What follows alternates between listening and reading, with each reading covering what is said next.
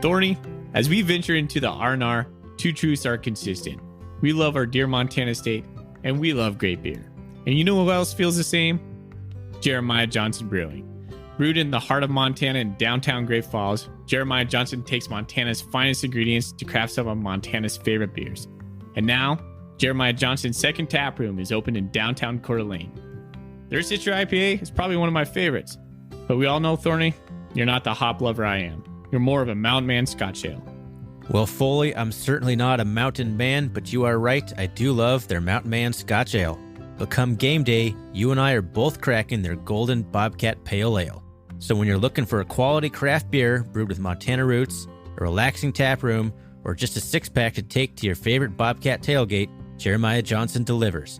Make your next beer a Jeremiah Johnson, and as always, go Cats.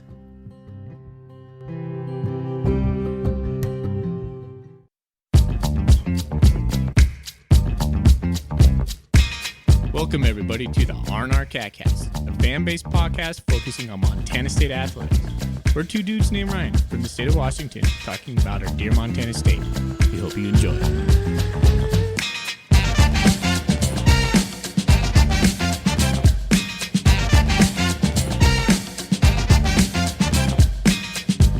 All right, welcome back, Bobcat fans. Thanks for joining us on another episode of the R&R CatCast. I'm your host, Ryan Foley. He's your host, Ryan Thornburg. We are the Ryans of the R&R CatCast, the Montana State affiliate of the Big Sky Podcast Network. We have a dang sponsor in Jeremiah Johnson brewing awesome beers in downtown Great Falls. The second tap room over in Coeur d'Alene, Idaho. They just came out with their hazy pale in cans. So look for that in a grocery store near you. I know that's new to their lineup. That should be pretty good coming into the summer months. Thorny, how you doing, buddy? Are you back on the hazy pale train, or you still off the hazies at the moment? Gosh, I don't know. I still like a good hazy. So, but I thought it was pretty cool to see JJ put their hazy pale, Absolutely. A new lineup in the can edition, right? I mean, when you go to their tasting rooms, they have it, but to see it out in production, that's pretty cool. Yeah, that is cool. Out in the wild. Yeah, I'm doing fantastic, man. My Blues won tonight, evened up the series against the Avalanche 1-1. I think they won 4-1 tonight. An empty netter. But I had to avenge my Suns. My year of sports success is coming to an end. Finally, the Suns got blown out in Game 7 against the Mavericks in an embarrassing, horrible fashion. Now it's up to the Blues, who are going against the number 1 seed, but they split it 1-1 on the road to start off the series. It's about as good as you can ask for. So my last chance at a title, man. The Suns were such a disappointment coming off a title appearance last year, having the best record in the NBA by like 9 games, and just second round exit in embarrassing fashion. So there I am. That's my sports recap here. The Blues holding the torch, because I got no hope for the Orioles ever. Who cares? It's baseball anyway. So I'm doing right, though. I am so over listening about your sports dilemmas because all of your teams go to the championship. You won a championship in the Super Bowl. Yes. So I don't know if you forgot that. You're like, my one chance at a championship. That's right, yeah. I feel so terrible for your Sons. And I now did forget about the Rams Super Bowl already. How I had so much success, I can't even keep track of all of it over here. So much. Gosh. Unless it's the Bobcats. I don't care about any of your teams. Okay. Yeah. Fair enough. Don't care about your teams going and not winning your whatever. You've been so lucky as a fan this year. I'm just a little bit annoyed at your fandom. I don't know why, but it just rubs me the wrong way. It would be nice if my favorite teams, at least when they lose, wouldn't lose in historically bad fashion. That would be the next spot for me, I guess. Yeah, but I'm sorry to rub it in, but I'm having a good time over here. Okay, let me have my fun. Let me have my 1 or 2 years of fun, because it's going to go back to the mean real fast. Oh, my son Macklin was singing old McDonald Had a Farm, E-I-E-I-O, and on that farm was Aaron Donald. That was his song? Oh, yeah. I was like, Macklin, why are you talking about Aaron Donald? And he was thinking about the Super Bowl and one of those last plays. Did you know Jamar Chase was open on that last play? Had Aaron Donald not been able to get to Joe Burrow, Jamar Chase had who's your stud Jalen cornerback? Ramsey, I assume. Yeah, he had fallen down. Jamar Chase was wide open, and Joe Burrow came out this week saying, "Yeah, I had checked down to the wideout Jamar Chase, and that would have been game over." But Probably, man, that's what happens when you blitz. Though. That's what happens. You blitz, and you either get the quarterback or you get burned. That's what happens. Well, the Bengals' offensive line was so trash. They spent a lot of money upgrading it over the postseason. But anyways, yeah, man. Well, now Daniel Hardy will be sacking Joe Burrow for the Rams next time. Whoa. I would have really mixed emotions on that. I don't know how to feel right now. I'd be so conflicted. Yeah. Right on. Okay. Well, let's get to it. Thanks for joining us on another episode of the R&R. Just a little quick show rundown. We're going to talk about some coaching moves, Hero Sports Preseason ranking. We're going to briefly mention the new Big Sky partnership with Scripps, a departure from Root Sports. And then I think the meat of what we really want to talk about in here is the depth chart. The depth chart was released, which is like, I mean, just a little bit of a plug right now. This depth chart really means nothing because it's just like the summer depth chart, and then the fall one will come out before the first game. And so, if anything, this just serves as motivation for those guys who are not number one That's slots, right. But it's something to talk about. So we were gonna look at the offense today. I know we were gonna save the defense and the special teams for something else. And then we're going to go into some golden coolies. And I think we have a special announcement as well. Yeah, I think this is a good time to do it. We've never asked for any support or never set up any sort of way to support or donate to the show.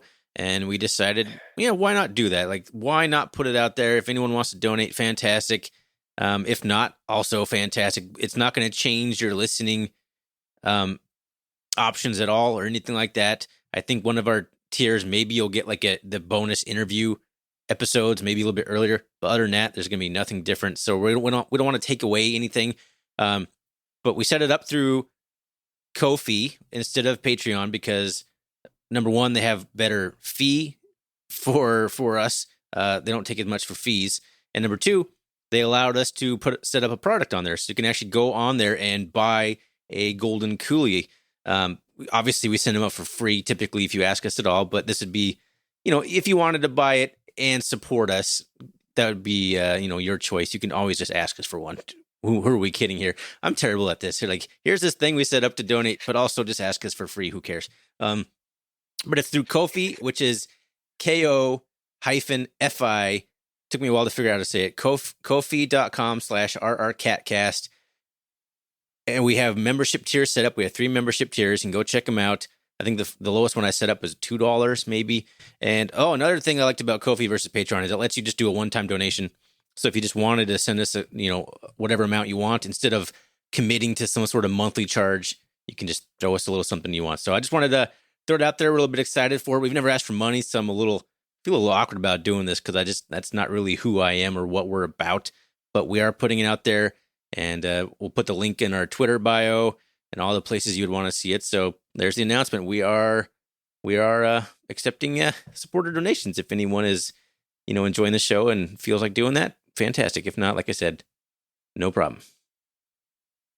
Yeah, it would really help us with like stuff like buying more golden coolies when we run out, sound equipment that Thorny and I are investing in, and a myriad of other things that helps the R&R this function. Podcast is absolutely not free. We've actually dropped a fair amount of money doing it, but it's like my main hobby, so I have no problem doing it. But we just thought I'd put it out there. So there it is. Appreciate it. Appreciate everyone listening through this entire podcast journey we've been on. It's been such a fun ride. I never thought we would be anywhere near the level of success that we have. The listeners, the reach we have, we're almost to 1,000 Twitter followers. It's been a wild, fun ride, and here's to many more, because I have no intention of stopping anytime soon. I don't know about you. We can't do the R&R without two Ryans, so you can't quit. No, exactly. I was going to say we would have to like rebrand, even just some random letter. Okay. Ryan, let's get into the episode. Let's talk about the coaching changes. Ryan Weiss. Oh, nope. Again, dang it. That's 3 out of the last 4 that you've, I believe, forgotten about beer. Man, I'm batting 225 or 250 right now. That is not in baseball terms. That's pretty good, though. Jeez. If you had a career batting average of 225 in pros, you'd be pretty happy. Yeah. I mean, you'd be making some money. You'd be making some money. I should be doing better. What's in our golden coolie? Tossing it to me. All right. Did you want me to play the sound? Is that what you're referencing? Yeah, I set you up, man. All right, here we go. I set you up. What's in your golden coolie? It sounds bad playing it through this. I have no idea. It sounds worse. I recorded that today as an attempt to make the show I don't know, just break up the nonstop just talking for 45 minutes straight. We'll drop together. Oh, that sounded pretty stupid. I'm pretty embarrassed about that, but here it is. That was it. My old timey voice. That was me. I have Young Double Chocolate Stout based on a recommendation that we got from a listener last year or 2 years ago. We asked for beer recommendations. Remember that? We went out and bought a beer each that someone recommended to us. And I had bought this last time and I really liked it. And I'm drinking it tonight and I am not liking it. I don't know what. Whoa. I think the difference was last time I bought it in a bottle and this time I bought it in a can. And it's got that little, like the ball that the British beers have in them for like the nitro or whatever it is that has that in there. So it tastes just kind of like a slightly more chocolatey Guinness. And I don't know, this time around it's just not doing it for me, but you know what? It's in a big can and it's got 5.2% alcohol in it. So by the end of the beer, I'll be feeling much better about life. But overall, yeah, not as good as I remembered. Maybe, I don't know, maybe my tastes have changed. Maybe I've evolved. What are you drinking over there, buddy? I have a Modelo. Nice. With a lime. Is it leftover from Cinco de Mayo? No, actually, it's a leftover from a gathering we had on Saturday.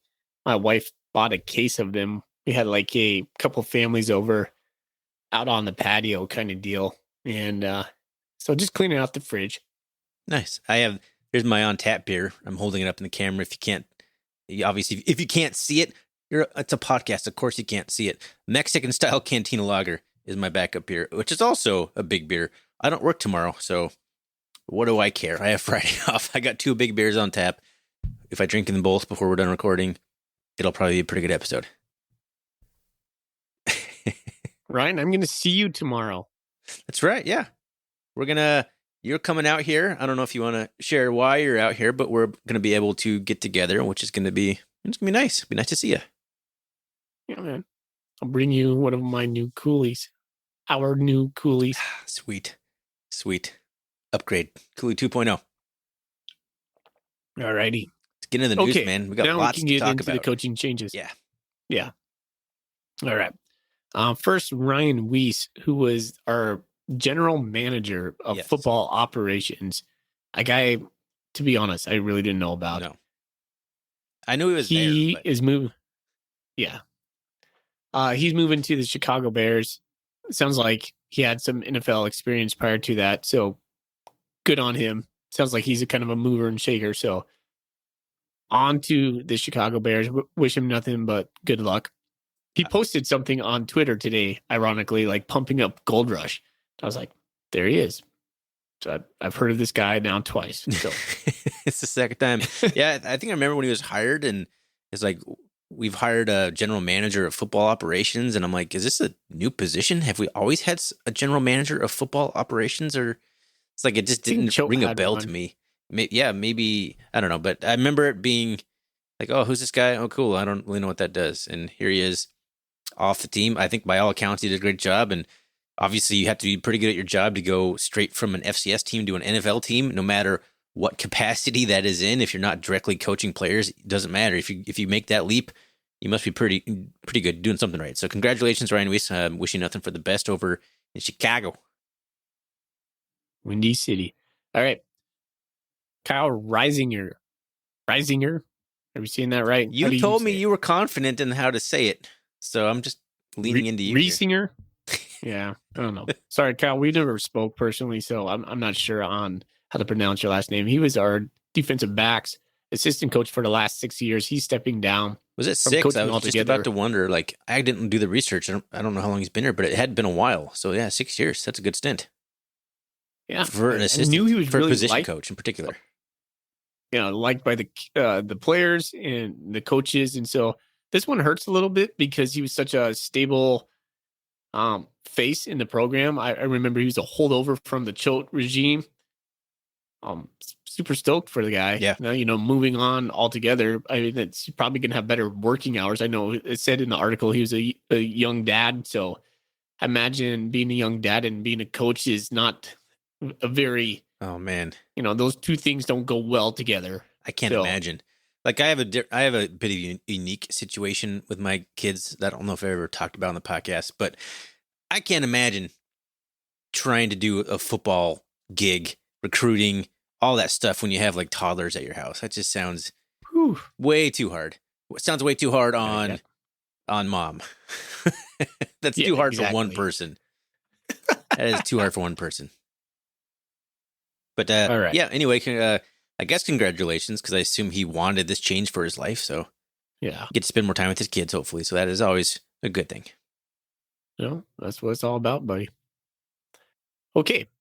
Hero Sports Preseason ranking number 3. Actually, let's talk about the TV partnership first, because preseason actually will kick us off on some football chat, and then we'll just roll into my bullet points. Aren't numbered fully; they're just bullet points. Okay, I don't see numbers on them. Read what's on the prompter. Just because they're that way doesn't mean you have to read it that way.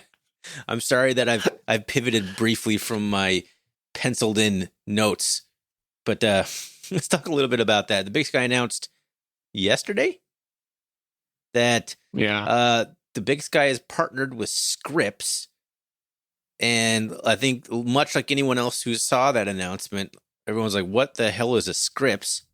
Apparently they're a pretty decent sized company that owns lots of like local stations in like 30 some odd random states, all the way from like California, I think all the way over to like Maryland. There's one in Baltimore.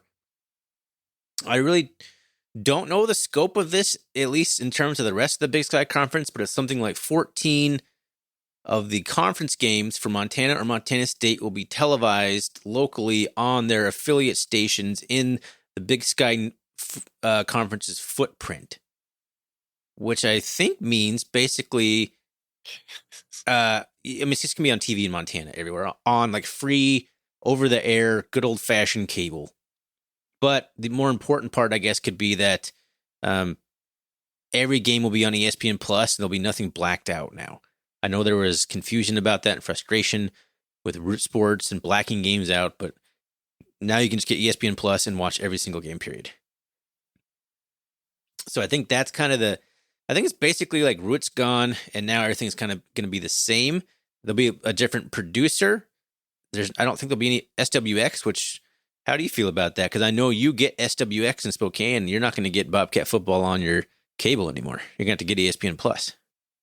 Yeah, well, ESPN Plus changed the game for me last year, so I'm not going to lose any sleep about that. But it was nice in years past where you get a random, like 3-4 games on the SWX. But as far as ESPN Plus, as soon as that hit, I'm not looking back. That was a game changer for not only football, but for basketball as well. Well, I'm glad, because you watched some games on cable that I watched on ESPN Plus, and there was probably a good 30, 45 second delay between your cable feed, and you would text me like crap. And I'm like, the ball's about to be snapped. I'm like, oh man, what's going to happen? So I had to like basically mute you because you would like spoil everything ahead of me. So now that we're both streaming, at least maybe that problem will go away. So how do you feel about this? Like, first of all, it's a little confusing. I'm still unpacking everything and what it means, but I'm pretty disappointed that Root Sports will not be involved in the Big Sky Conference anymore. I know that they were kind of hard to get. I know that if you lived in a market with Root Sports, you couldn't like stream it on ESPN Plus because it would black you out. But the fact that they even put it on ESPN Plus period last year was a step in the right direction. But Root did such a good job for the Brawl of the Wild for Cat Grizz. I know everyone hates Brawl of the Wild. I'm sorry. For Cat Grizz, it was such a top-notch production. It made you feel like you were watching like Alabama versus Auburn in terms of like the broadcast feed, the quality of the announcers. I just thought they did a great job. And I'm just concerned on because SWX I think did a pretty decent job too. For whatever reason though, but MSU did not use SWX's feed last year for ESPN Plus, which was infuriating. The feed, whatever they put on ESPN Plus, was pretty awful. Long story short, though, I just don't know what this means for the quality of the product that we're going to get on TV or ESPN Plus. I know that it's not going to be as good as Root. 100% guarantee that. So that's I'm a little bit bummed about that, but more people will be able to see it. And I do think it's ultimately good for the Brawl of the Wild to be able, you can go into Sydney, Montana and turn it to Channel 5 and watch Brawl of the Wild. Like that, I think can only be a good thing in the long run. But I'm sad to see Root Sports go. Nothing. If you live in Montana, you should be able to watch any Bobcat game or any Grizzly game without fee. So if that happens because of this new company, then I'm all for it. Which it sounds like is the case. But as a Washingtonian now, as a guy who lives in Spokane, Washington, I could care less, honestly, that Root Sports is gone. It was okay. What you said about the Brawl of the Wild was correct. And yes, I get that. I'm really happy with ESPN Plus. It was a game changer. Like I said, I am not looking back. So I have no really any kind of feelings about this. Is it better exposure, I wonder, to be on Root Sports or ESPN Plus? Because probably ESPN Plus. Probably more subscribers because you can to go ESPN back and Plus. watch the games. Yeah, I mean, I think you're more likely if you're just a college football fan bored on a Saturday, scrolling through games, and you see Montana State versus Weber State, maybe you turn it on. I doubt anyone's like scrolling through Root Sports, sitting in like Idaho or wherever the footprint was, and like, oh yeah, Montana State and Sac State, I'm turning that on. Because you have to have that station for number one, and number two, you can't watch like multiple stations at once. ESPN Plus, at least with the Apple TV, you can like stream 4 games at once. So there's a chance you might get in front of more eyeballs on ESPN Plus, I guess. But Root Sports did such a good job, and it was a big time program. Like it was on you could go to any sports bar in the Pacific Northwest and turn on Bobcat game. Just, hey, can you turn that TV to Root Sports? Now you can't. I can't go to the bar here and ask them to turn on ESPN Plus. That's not going to happen. I don't know what that does for watch parties, for Cat Grizz watch parties. That's right. I just thought of that question. If that's not available outside of ESPN Plus, sports bars, you would think they had figured it out, but they don't have ESPN Plus set up. A lot of them, I think, because you have to buy a business version of it that costs a lot of money. Like anything in the sports bars, you have to buy like the right to play it in the sports bar kind of fee for it. I haven't had much luck with that, so that's interesting. But we'll see. Overall, whatever. We'll see what happens. But I will miss Root Sports. It'll be the first time since 2011 that the Brawl of the Wild has not been on Root Sports. That's something. I hadn't thought about that. Yeah, I don't know. Many of us don't even remember what that looked like without their slick production. It's going to look like the same as Montana State versus Sac State at home on ESPN Plus. That's what it's going to look like. All right, Thorny. We got to move on. Fine. Okay. Now we can talk some football. 24 minutes into this episode. Let's talk some football. Preseason poll number 3. Right. What do you think? Go. Quick thought. You wanted to talk like 10 minutes on Root Sports, and now a quick thought on preseason rankings. Because I talked 10 minutes about Root Sports. I didn't know you felt so strongly about it. It was interesting while you were going. Okay. Number 3 came out, Montana State, Hero Sports, which is Sam Herder's baby. Is that correct? I can never remember what he's dabbling It's into basically these Sam days. Herder now. I think that they have another guy that's like some sort of beat cover. I don't know. It's basically Sam Herder and one other guy. So essentially Sam voted us number 3 behind North Dakota State number 1, South Dakota State number 2, sandwiched between Montana at number 4. Other Big Sky teams coming in were Sac State, I believe, at 10, and then number 18, Eastern Washington. Notably, Weber State was not in the top 25. They were getting some votes, quote, right, from What does that mean? Sam, essentially. That means Sam put them at 28 or whatever. What do I think about this? I think Montana State went to the national championship. I think this is a nod to Montana State's success last year. I think it's interesting that we are ahead of Montana. That's going to ruffle some feathers across the divide and every proud Grizzly out there. Whatever. I don't really care about that, honestly. What stood out to me, it's fun. It's good. Yeah, it's kind of fun. It's to poke the bear, literally. Oh my gosh. It just feels like there's a chasm, like a good country mile chasm between number 3 and number 2. South Dakota State, North Dakota State.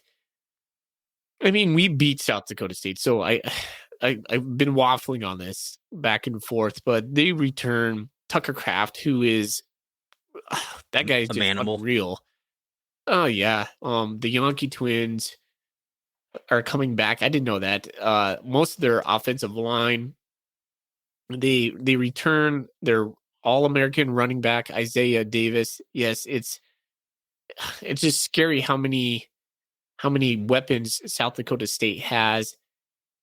But yet Montana State took them down in the semifinal, and not even to talk about North Dakota State. North Dakota State's just a machine, and they lose very little. They lose very little. That was a very young team in Frisco. So it feels to me like I said, like there's a country mile chasm between number 3 and number 2, where I see us falling short is necessarily just the depth on our lines. To me, it's all about the defensive and offensive lines. And more importantly for me, and I know this is going to come up a little bit later in a Golden Coolie question, it's all about the defensive line and our depth on the defensive line. And I don't know if we have that right now. And so I think Montana State's a good football team. And to be honest, the FCS just keeps getting watered down with the loss of like some of the flagship programs.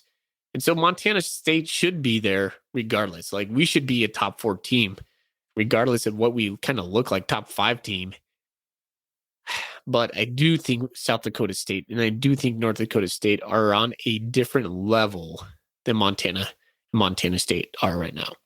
Now, I know what you're saying in terms of like, it seems like South Dakota State's a whole level above us, but we did beat them. So it's an awkward dynamic to think about. We caught lightning in a ball in the playoffs. Now, can it be replicated? That's what the whole season is going to be. That's going to be the big question for me the entire year. But South Dakota State has cemented themselves in that category. They lost to us. They losing the playoffs more than you'd think. They went to the national championship game in the spring of 2021 and lost to Sam Houston State, who's on their way to the FBS. So I do think that until proven otherwise, I could see that it's still 1A and 1B, North Dakota State and South Dakota State, and then 3 and 4, Montana State and Montana. Willie Patterson was all squawking about, hey, how are we not number 2? Which is kind of, that's what you should do. Like, we're the runner-up. You should vote us number 2. So good old Willie advocating for the Bobcats on social media there. I can't argue with anything you said, though. I think 3 is probably about right. I'd be happy with anything, honestly, at this point. I don't find the whole disrespect thing. We were the runner-up, and someone puts us at 6. Like, whatever. Like, it's all going to be settled on the field, especially in the FCS. That's why it's so great. And it's way too early for any sort of with the transfer portal. Like, the rosters are going to change for pretty much everybody by the time fall camp rolls around. And that's what we're going to hear, what we're going to talk about. The depth chart, like you talked about, the depth and team needs. So that's what we're going to talk about on the rest of this episode here. So let's talk about the Golden Coolie question that pertains to this subject. Alec Neese says the Hero Sports Preseason Top 25 came out this week. Is the Cats number 3 too high, too low, or just right? Just right. Yeah, I was going to say the same thing. Just right. It's a good question. Obviously, we talked about that, but thanks for the question. And yeah, I think that is exactly probably where I would put us based on how much the Bobcats honestly lost. So based on that, we went further. We beat South Dakota State. Bobcats lost a ton of talent. Can we replace it? That's what we're going to be talking about all off season. Mm-hmm. It's a good question, man. Another thing I wanted to kind of touch on and maybe ask your opinion is, like, how much did Tommy Mellott afford Montana State? Like, he was, without Tommy Mellott, the whole narrative is super different. Very like different. He injected, well, I think he bought Coach Vegan a lot of goodwill. Let's just be honest. And then I think he inspired the team around him to just elevate, because post Cat Grizz, we were feeling pretty crappy. And then Tommy Mellott comes on the thing, and the whole narrative completely changed. And so one player just tacked us in a different direction. So he's a big reason why we are nodding at that number 3 right now. Yeah. And on the flip side, without him, I'm thinking, like, geez, we might be number 10, number whatever. I don't know. Like, I don't know how it plays out ultimately, but he's a big reason Cats are sitting at number 3. Yeah, I mean, you saw the inverse of that when he got hurt in the national championship game. It just deflated the entire team, both sides of the ball, everybody. So there's the opposite side of that. But you're right. He caught fire, and now it's basically, now the league is ready for him. Now the tape is out on him. Now it's like, is it the sophomore slump, or is this the beginning of a new era of Bobcat football, Tommy Mellott? Big question. Don't need an answer. That's the question. All right. My gosh, want to I run feel down like the depth chart? Yeah, let's do it. Let's run down the depth chart. We got some time here, so let's kind of look at it. I mean, we're only picking one side of the ball, so I feel like we can kind of dig into it. Let's start off with quarterback here. Tommy Mellott obviously gets the starting nod according to the post-spring depth chart. And as you talked about in the beginning, Brent Vegan likes to put this out. I remember him saying this last year in an interview, he likes guys to know where they stand. And I think that's the main thing he does this for. He wants a guy like Cam Gardner or Andrew Patterson to know where you stand on the depth chart. You want that starting job? Well, you're second. Like, he just likes people to know where they stand. I don't think it's set in stone, but quarterback, I believe, is set in stone. Tommy Mellott is going to run the show, and Wyoming transfer Sean Chambers Jr., 6'3", 229, is scheduled as the backup, and those are the only 2 quarterbacks on the depth chart. Thoughts?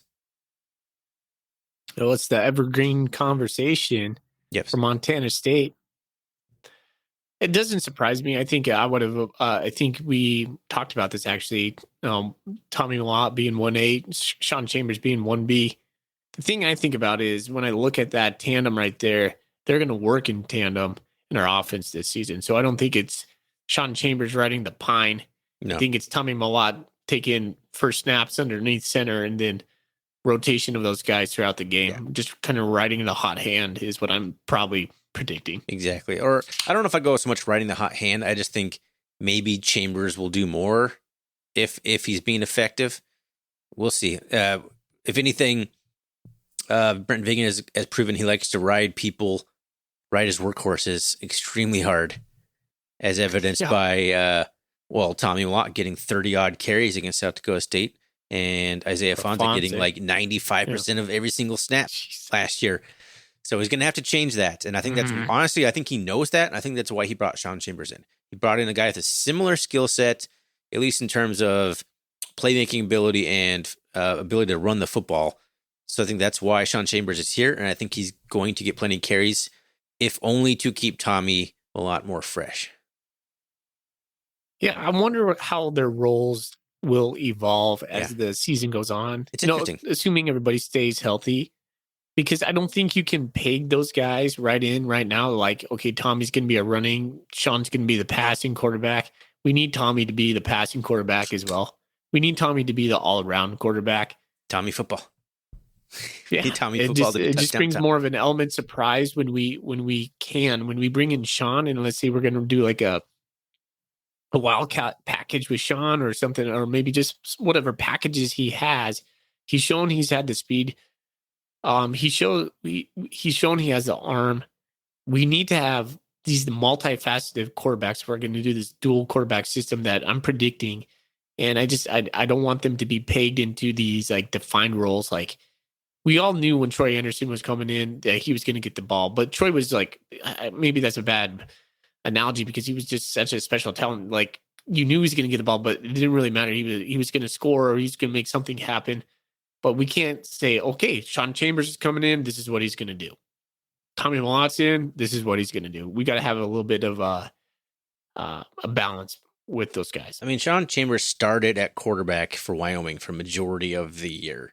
I mean, yeah, he's not something. It's not a Travis Johnson situation, is all I'm saying. Yeah. Johnson came in and he could kind of throw, but let's be real. No one was going to make him throw because it probably would have ended poorly. Sean Chambers can throw the football. Now, he threw, 4 interceptions in the spring game or whatever? Not ideal, but that's just, that's a spring game. I'm not putting a whole lot of stock into that. If they do choose to bring him in and run it, it's going to be coaching decision and not because Sean Chambers can't throw the football. That'll be because they just want Sean Chambers to run the ball. He's got that entire skill set. He can do more when they bring him in, so that does open things up, and I think that's going to be a whole different thing than we've seen from any of our second quarterbacks coming in, like a Travis Johnson or anything like that. It's going to be not just running the football. That's what my hope is. Yeah. Question: what if they use both of them at the same time? We could. Honestly, we could. I mean, Tommy Watt came in at Cat Grizz, right? With Matt McKay, and was there a package of Matt McKay, Tommy Watt, and Troy Anderson for a couple snaps at Cat Grizz?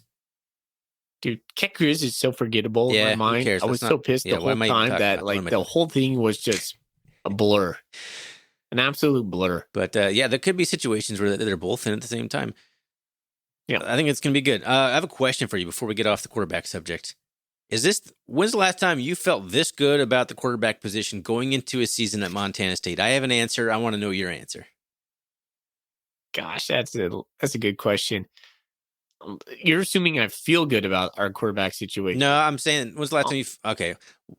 When's the next best time you felt after? I assume this is the best since Choate, the entire Choate era. If it's not, I'm curious if you think who's better. No, I would say that is true. If we look, I mean, Prukop would be my answer. 2015, Prukop's junior year. I haven't felt this decent about the quarterback situation. I was optimistic Choate's first year because Tyler Brugman. I thought he was going to be okay. And then it was basically, I was sort of optimistic. Dude, you were a Chris Murray fan. I was sort of optimistic with Matt McKay. But neither of those were proven. Hold on, pump the brakes, Thorny. You were a Chris Murray guy. What are you trying to say here? You think in 2018 when Chris Murray was a quarterback, I was stoked? Is that what you're asking? No, that's what I'm saying. No. Yes, you were. We weren't going to go to the playoffs with Chris Murray. You loved Chris Murray. I did not love Chris Murray. I loved Chris Murray more than the other options on the roster. He was extremely fun to watch run the football. That is 100% true. He was Troy Anderson. They are like a very similar player. Although Chris Murray was a better passer than Troy Anderson. Yeah. I'd agree. But yeah, I would agree with that. The point is, him and Troy were guys who are going to win football games with their feet, not with their arm. Yeah. All right. That's all.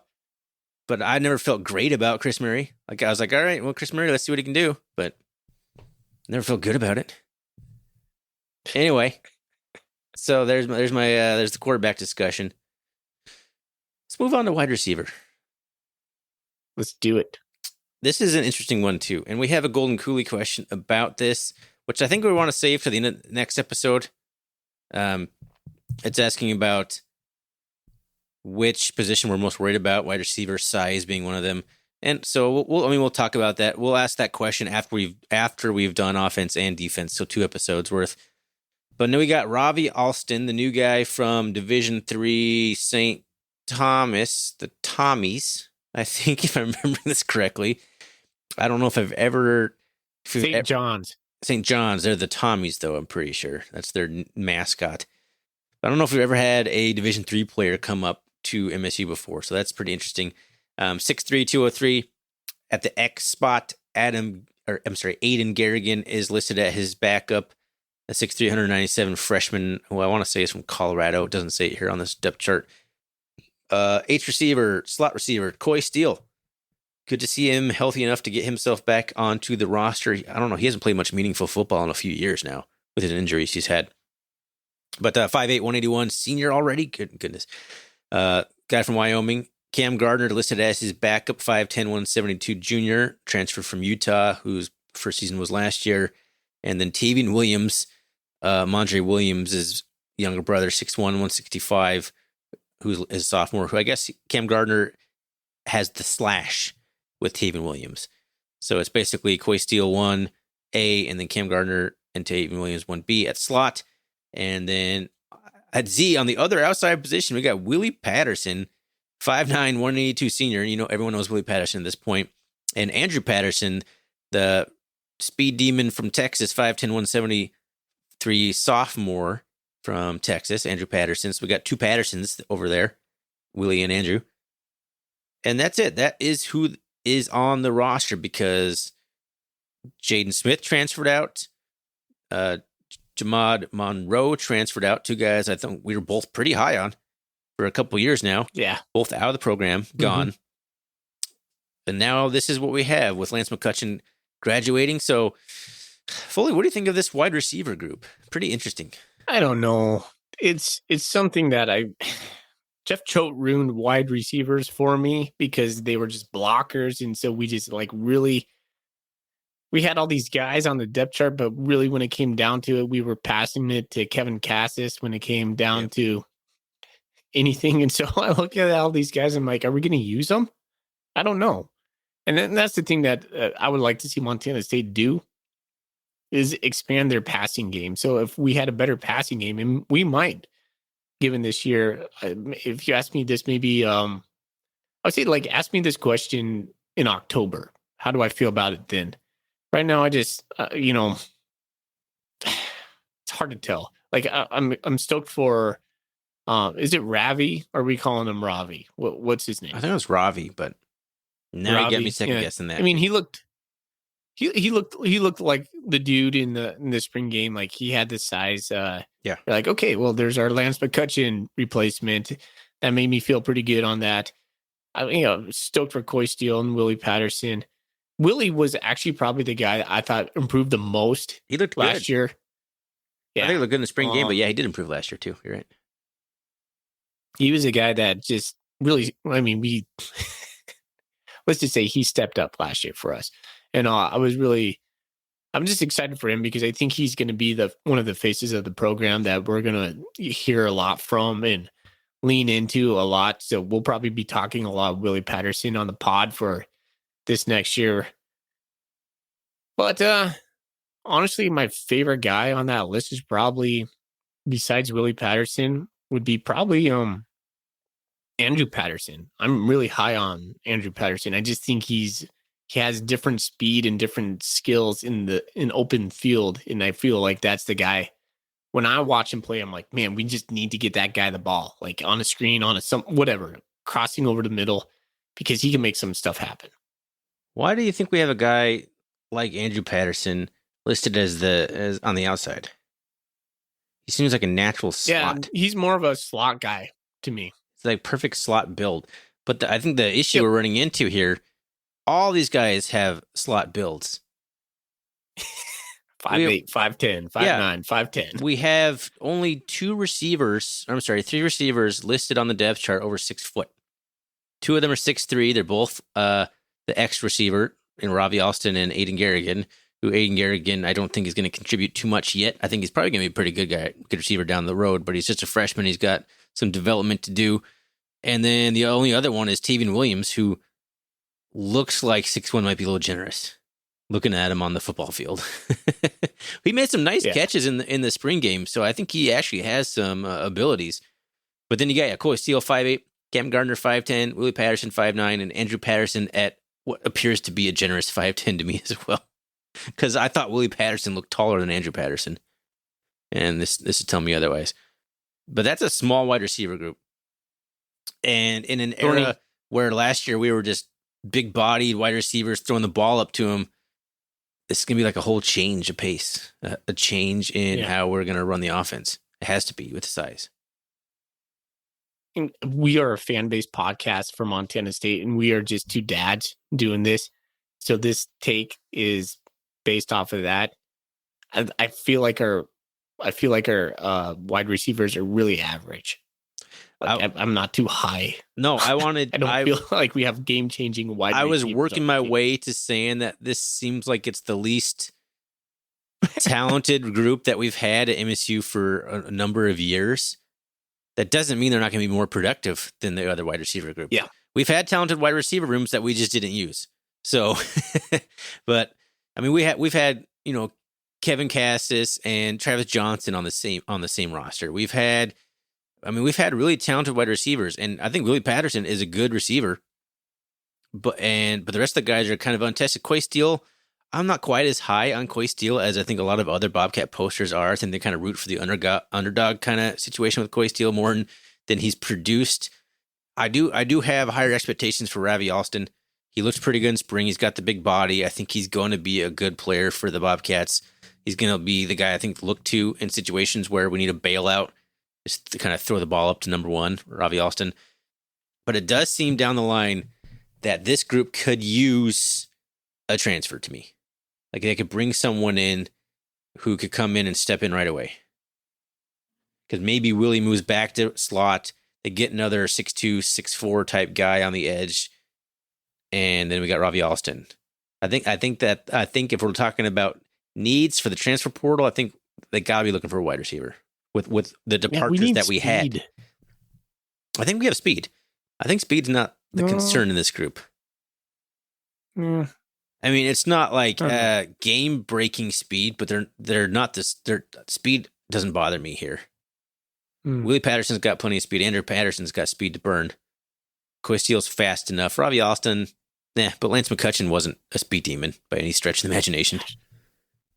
You know what Montana State needs to do with these guys is just, give us some chances. Like we do such a good job at passing it to our stars. Lance McCutcheon, Kevin Cass, like those were the guys who were given. Travis Johnson, those were the guys getting the ball.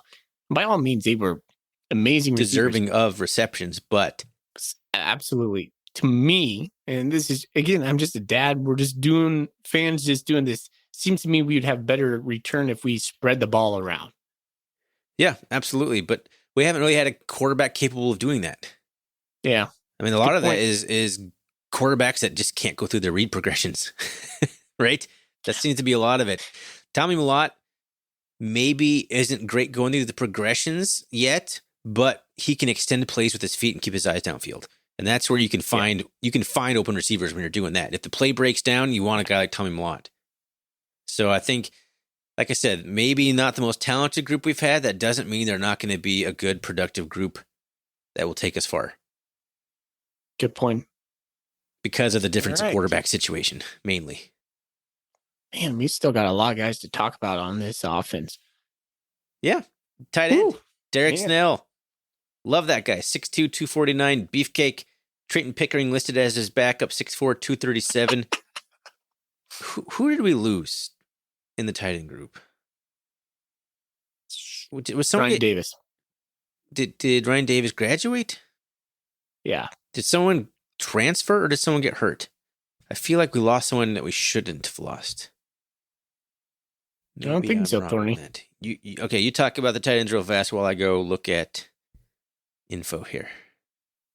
I was just thinking Trayton Pickering should be 1A above Derek Snell just because he has more pretty hair.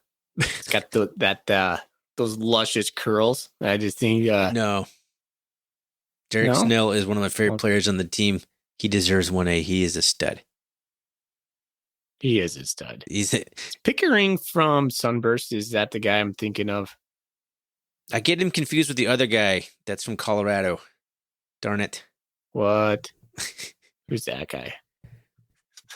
We're both looking at this right now. Roster, load, Number load, load. 80. Roster, load, load. Yeah. Pickering's from Sunburst. He caught one of our first touchdown passes in Wyoming. That's who I was thinking of. Yeah. He's good. He's good. He's a dude. I mean, there's also Ryan Lonergan somewhere on this roster I think is going to factor in. They only have 2 guys on the depth chart, but Ryan Lonergan's definitely going to be a baller at some point here. So the tight end room I think is going to be great. I don't think we need to spend a whole lot of time talking about that. Will we throw it to him was always the big question. The talent's there to catch passes. I mean, Derek Snell had a pretty big play in the spring game, maybe 1 or 2 big plays. So that was nice to see, get some receptions, because I think Derek Snell can make a play with the ball in his hands, because he can get around people. He's got enough speed, and he will mow people over at the same time. So I think that's going to be a good room. Fullback, we're set. We got 2 guys that I just love. RJ Fitzgerald, 5'10", 232, senior from Frenchtown? Gosh darn, I don't have that roster in front of me. I should know this. Small town Montana, and then Jahari Martin, 5'11", 229. Both built pretty similarly. Both just short, squatty, muscular guys who love to hit people, which is exactly what you want in a fullback. I love that we still have fullback on the depth chart, and there's 2 of them. I want to see him get more carries. Fitzgerald's from Dillon, darn it. the land of Troy Anderson. For some reason, I was in Frenchtown, which is Cody Kirk. But, yeah, that's a good room, man. I really like the way Jahari Martin played when Fitzgerald went down. He filled in nicely for him. Now we got 2 guys with tons of experience blocking. I just wanted to see them get a few carries. So I think I did see Fitzgerald get a carry in the spring game, if I remember correctly. I'm just hoping they give him a few carries throughout the year, because he can do some stuff with the ball in his hands too. He was a running back in high school. I've always been a huge Jahari Martin fan. Yeah. He's one of my favorite players on the Bobcats. RJ Fitzgerald just fits it. I mean, you and I, the funny story about RJ Fitzgerald, remember you and I went to Gold Rush. What game did we go to? Gold Rush. And we're standing down close to the field, and Fitzgerald gets his elbow. That was where he injured his elbow. Yeah. And he walked past us essentially with the trainer going to the Bobcat Center, the athletic center, and his intensity, he was just yelling expletives coming off. And I was just like, holy cow, that guy is number one, just the most upset I've ever seen. But 2, you just looked at him and you're like, oh, wow. Like, he was ultra intense. And I was just like, that's what I think of when I think of fullback. It's just a dude who's just super intense and just wreck shop, like a guy that you want to go in a fight with. Like, if you're going to go in a fight, you're going to bring a fullback with you. RJ Fitzgerald fits that build for me. Yeah, he was coming off the field. There was a silence over the crowd because, he looked pretty serious. He's coming off holding his elbow, and he just raises his helmet with his other hand, just pumps it up several times and gets just the crowd going, as he's walking off the field with a serious elbow injury. The guy is just passion, man. He is fire and passion. Love it. All right. Moving on to the last and potential most important piece of this offense, the offensive line, because we lose everybody fully. Justin Perkins, the lone full-time starter from last year on that offensive line, because Lewis Kidd graduated, Taylor Tuiasosopo graduated, and TJ Sessions transferred to Cal here just a few weeks ago, which leaves Justice Perkins as the mainstay on that line. you want to read through the line here? I've been pretty much taking this whole thing, so why don't you take somebody? Actually, we still have running backs to talk about, goodness. But we're talking about the line right now. I said the last thing. One more thing after this. Left tackle, not surprised. Rush Reimer's going to hold that spot. Holden Sampson, a guy that is kind of coming onto the scene, is backing him up. Left guard, JT Reed, and backed up by Joe McElroy. They're kind of 1A, 1B right now. JT Reed, I don't know a lot about JT Reed. Is he a transfer, Thorny? I don't think so. He may have gray shirted, but yeah. I don't think he's a transfer. I think he's been with the program the whole time. Oh, yeah, that's right. He's a freshman. He's listed on a sophomore if you're looking at the same the same depth chart I am. It says it right there. Anyways, left guard. Next to Justice Perkins over there, starting center, Jack Harlow.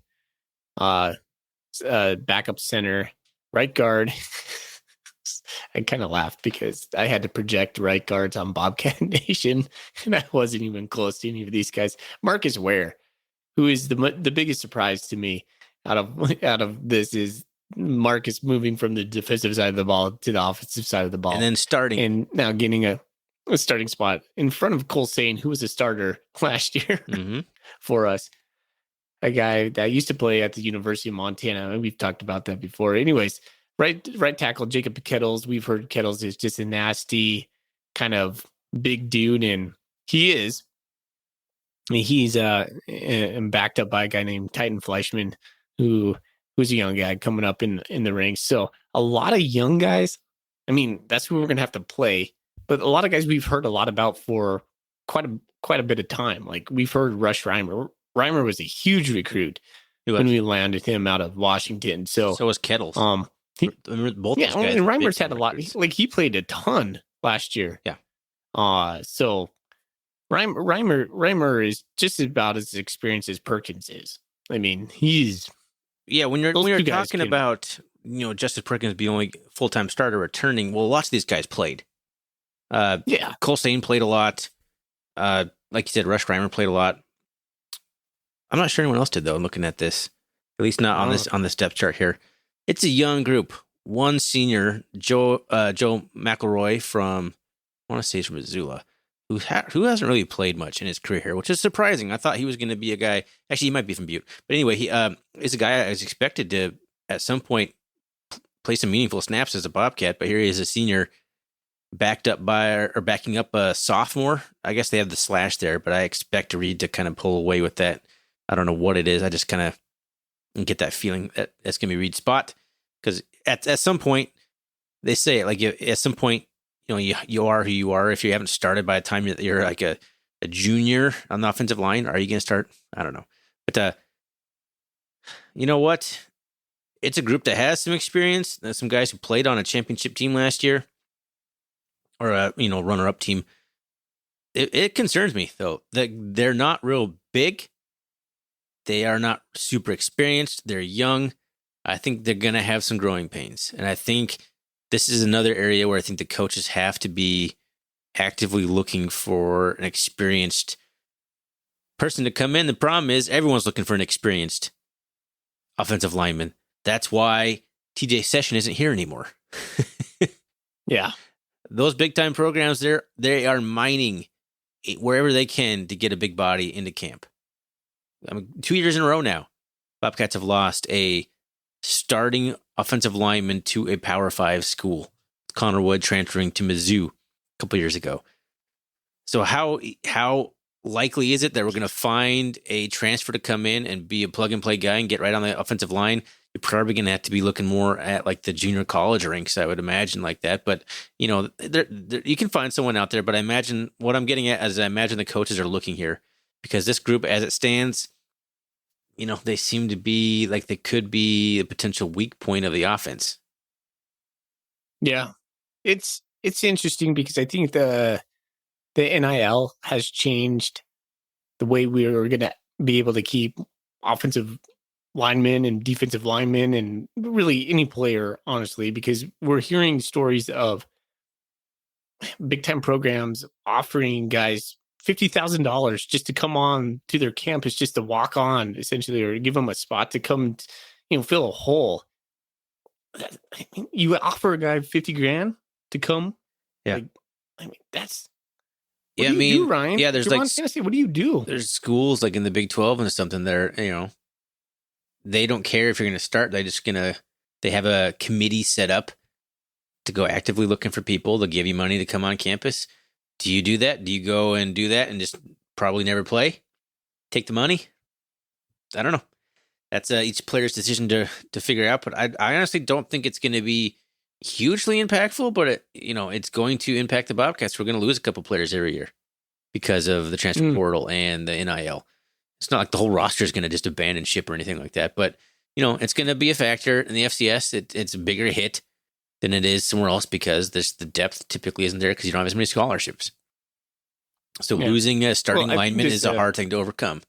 However you transfer, wherever he transferred, doesn't really matter. The depth is not as prevalent.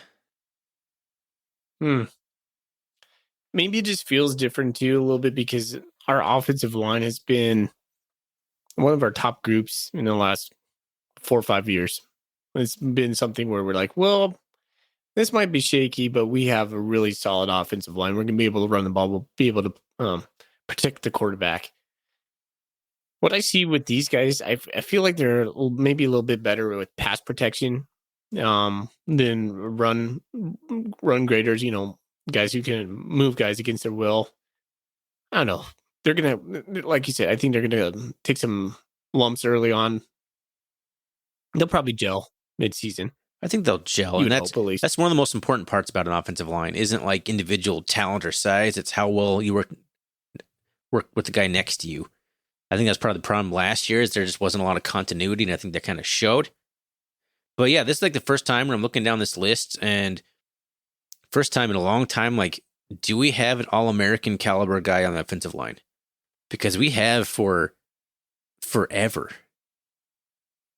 There's been a long list of All-American type guys or second-team All-American or honorable mention or all-conference players, first-team all-conference caliber players on the offensive line forever at Montana State.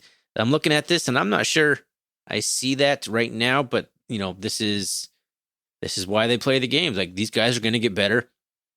I think going so deep in the playoffs last year, even if you weren't playing, you were getting all those extra practices in. Somebody mentioned that on the board, and that's really a good point. Like, you get extra practice going that far in the playoffs. They're still running drills. Guys are still getting reps that you wouldn't get if your season ended in the regular season. So these guys are going to have a lot of practice under their belt by the time by the time the fall rolls around. So pencil me in as cautiously optimistic about the offensive line, but I wouldn't be surprised to see a transfer come in. That'd be cool. Like you said, you're not finding a lot of 6'5", 6'4", 300-pound guys just walking around. Nope. But you're also not finding any on the roster, and that's been a long time since haven't had a 310-pound dude anchored down somewhere. Gosh, do you remember the way Coach Mack used to do it? We would sign all these 235, 240-pound guys from like small town Montana, and we would just, you would go through the swag over in Bozeman. You would see all these young offensive linemen just like loaded plates with like 12 hard-boiled eggs and like salads and like pizzas. You're just like, holy cow. Trying to get their weight on. Ton. Yeah. Well, I mean, speaking of Coach Mack, like you're talking about like the Big Sky championship winning teams, like either 2011, 10, or 12. Like Stephen Foster, converted like tight end, was playing offensive line. We had 1 year we were just decimated. Like we seemed to. There was a time where you couldn't get to fall camp without one or two guys going down for the season for the Bobcats on the offensive line. It was crazy. So at least we've been relatively good injury wise on that front. Yeah. But you can piece together an offensive line. It's more, like I said, more important how well you play together. So cautiously optimistic. I think Brian Armstrong has done a really good job. He's been a very steady coach for us, and I think he deserves a lot of credit. I think he does. I wasn't in love with the offensive line last year. even with especially with the talent they had. So that's a whole conversation for later. I think that it can be better. Yeah. Let's leave it at that. I agree. But who I'm not cautiously optimistic about, I am full exclamation point optimistic about Isaiah Fonse, Senior. If he's healthy, the only question is if he's healthy is how many yards does he get? Does he get 1,000 or does he get 1,400 from scrimmage if he's healthy? That's the only question. He's so good. He's so good. He's probably the most talented running back I think I've seen at Montana State. Complete back. Well, I guess he can't really catch the ball, but complete running back. Like he can do all the stuff you want from a running back. He can block, pass protection. He can plow piles. He can make guys miss. He can scamper 60 yards for a touchdown. He's got just enough speed to outrun defenses. Love Isaiah Fonse. We are not going to Frisco last year without Isaiah Fonse. Period. Because the offensive line wasn't really opening a lot of holes for him. He was just he was making his own holes. And if we're talking about an offensive line that could be struggling to gel, when you got a guy like Isaiah Fonse and a mobile quarterback like Tommy Mellott, that's going to help a lot. And I'm excited for Isaiah Fonse. I'm just hoping he's healthy. But he's happy. I mean, you look at his pictures on Instagram. He just graduated. He's all over Montana State socials right now. Yeah. No, that guy's a Bobcat, man. Like every year you're like, Isaiah Fonse is going to transfer. There's the rumor mill, especially coming over from the other side of Montana. Oh, I'm hearing he's transferring to Washington, whatever. Yeah. I'm excited for his senior year. Super excited. But we need someone else to be able to carry the football. We can't ride him like we did last year. And that's where my questions are in the running back room. Not with Isaiah Fonse, with who's behind him. Who do you think? Who do you think is going to get that? Can anybody get 10 carries a game? Because no one else did. Yeah. I was going to think it was going to be Elliott, just 1B. He's sitting in the third slot behind Sumner. Sumner just keeps kind of quietly rising to the top. Well, he was hurt a lot last year. I think he would have gotten more carries. I think the coaches trust Sumner a lot more than Elliott at this point in their careers. And if Sumner would have been healthy the whole year, I think he would have gotten more carries. So I'm not surprised to see Sumner up there. What's interesting about this tailback position is the only one that has 4 players listed. They go all the way down to Garrett Kuhn. Because they're all going to get carries. Wink, wink. Hope, hope. Like Garrett Kuhn, man, he looked surprisingly good in the spring game. I hadn't really paid much attention to Garrett Kuhn when we signed him. Like, is this guy ever going to get meaningful carries in Montana State with guys like Demarius Hosey, Elijah Elliott, Lane Sumner, all the guys in front of him? But now, Hosey's not here. And Garrett Kuhn finding his way into the depth chart, getting carries in the spring game. A lot of carries, I think. He got maybe the second or third most carries. He could get some minutes. 6'1", 198. He's a bigger running back. I think he can get some carries too. But I think Elijah Elliott's kind of the X factor of this tailback room. Like if he can create and get some, score some touchdowns like he did earlier last year. I don't know what happened. They just went away from him completely. But if he can get back to that kind of the early season form he was at last year, I think between him, Sumner, and Fonse, if Elliott can be that guy that can count on to make some plays, we're going to be really good in the running back room. Yeah, he has a change of speed that Fonse doesn't have. He might not be as good in pass pro. Maybe the nuances of just like seeing the hole early like Fonse can, but he's got better speed. He does. Sumner, to me, feels like a mix between Fonse and Elliott.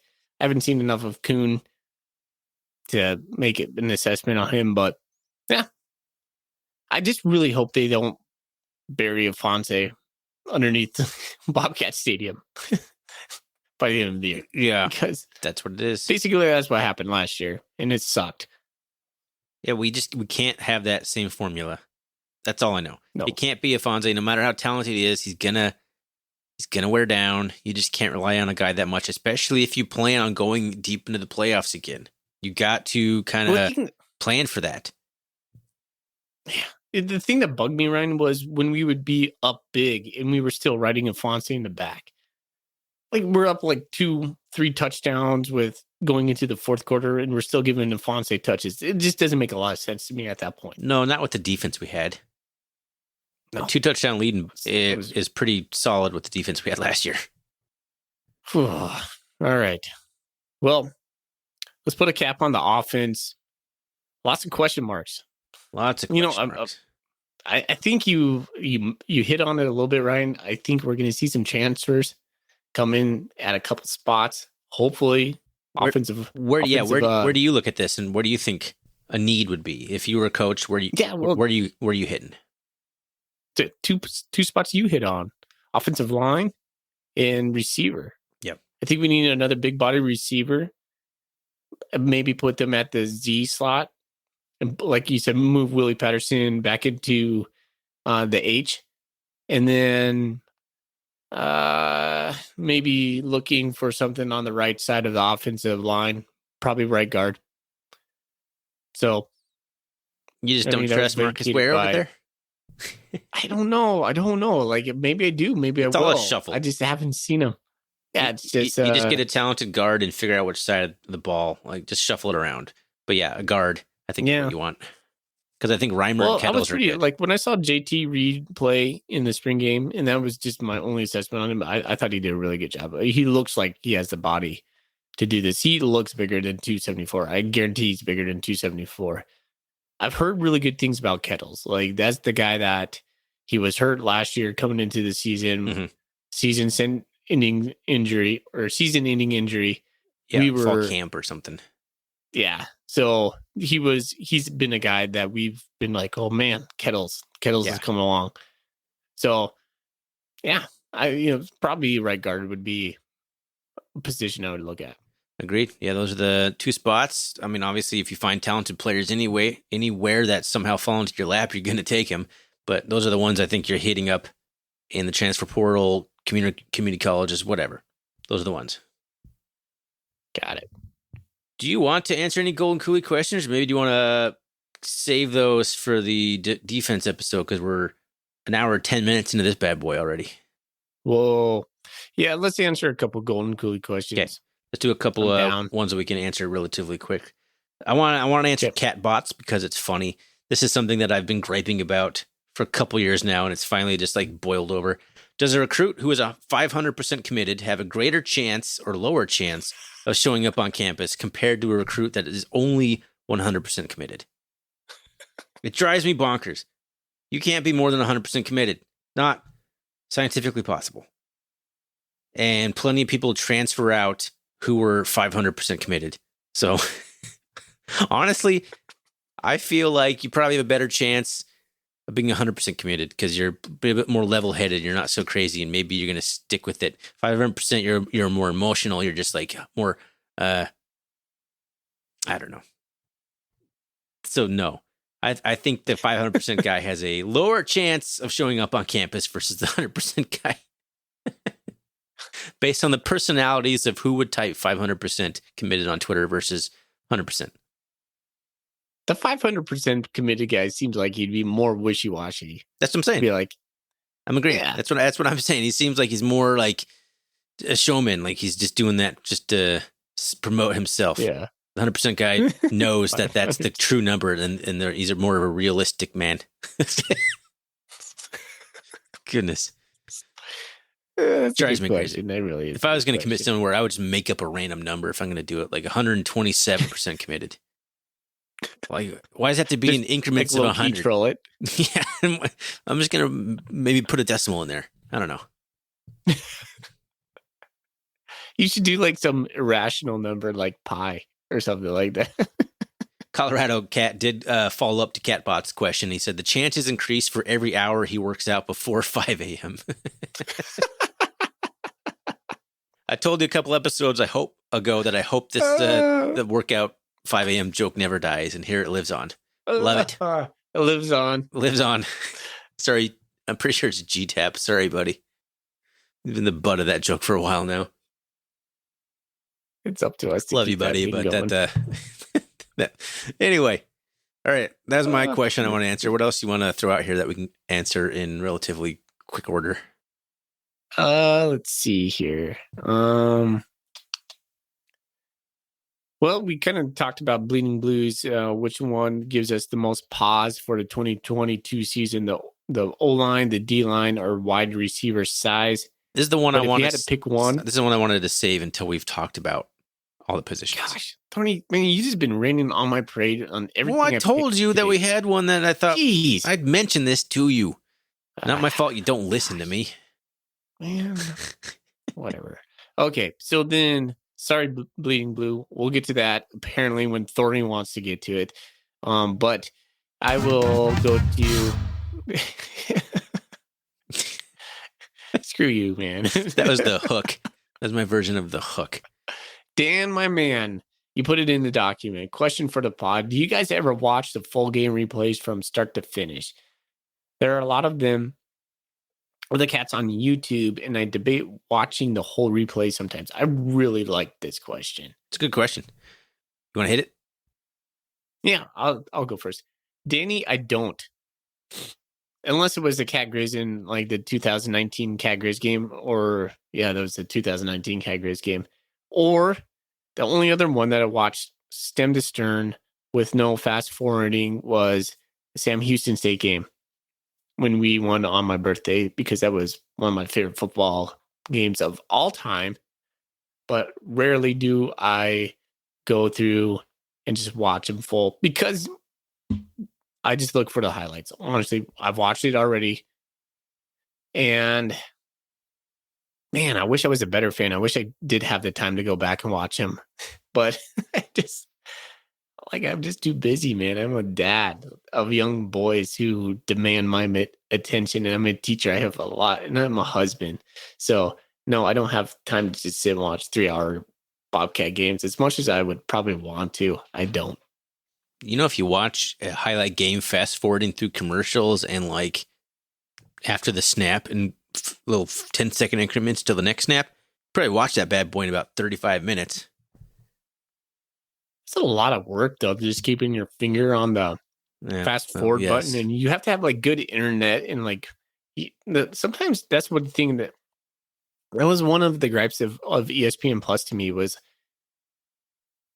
if you push the forward 15 or forward 30 enough, it was glitchy. Yeah, I'll just say that. At one point, it would like just kind of freeze up. I agree. Back to the question. I really don't either. And it's not that I don't really have time, but I could find time if I really wanted to. I have watched, I maybe did rewatch the exact two that you mentioned.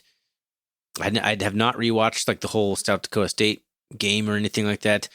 I like highlights I don't know. I just don't get the same level of enjoyment rewatching a game because that whole, like the energy, what's going to happen. So the energy's different. Like the anticipation's different. Like the nail biting, what's going to happen on this play. You already know. It doesn't hold the same excitement level for me rewatching a game. We should rewatch games.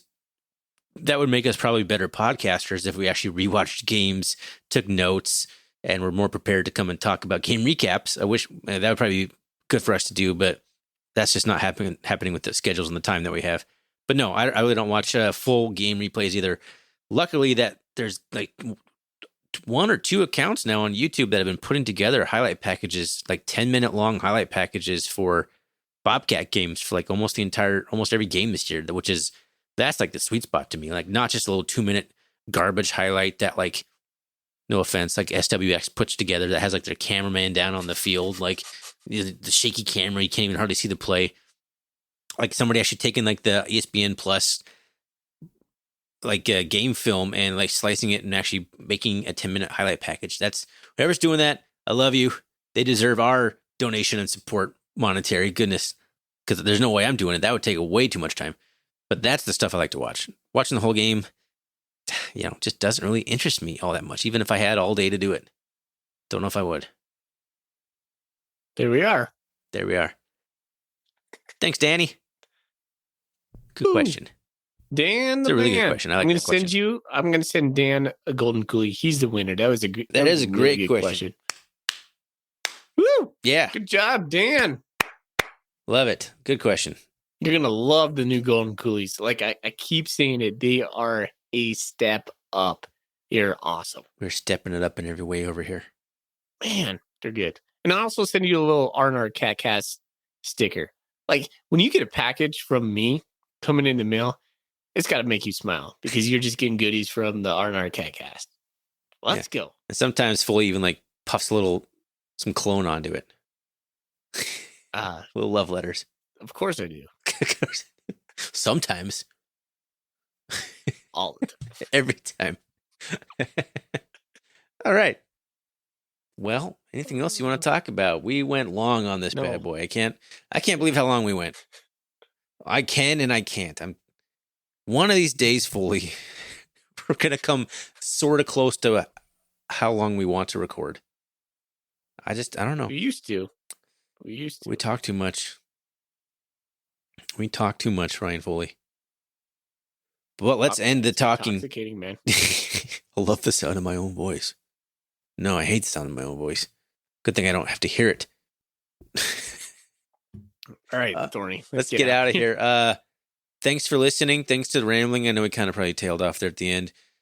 Just to remind everyone, we do have a donation page or a support page, whatever you want to call it, set up now at Ko-fi, ko-fi.com, RRCatcast. There's a link. There will be a link on Twitter and on the website, which is rrcatcast.com. Twitter is rrcatcast. That is the handle. Foley, let's just get out of here, man. That was fun. Bobcat Nation, too. Put it on Bobcat Nation. That one, we'll see. We'll see. I'd have to probably talk to K-Max about that one because that's a little bit different than what we've been doing. Yeah. Anyway, man, let's get out of here. That was fun. Go Cats. Go Cats. Go Cats. What's in your golden coolie?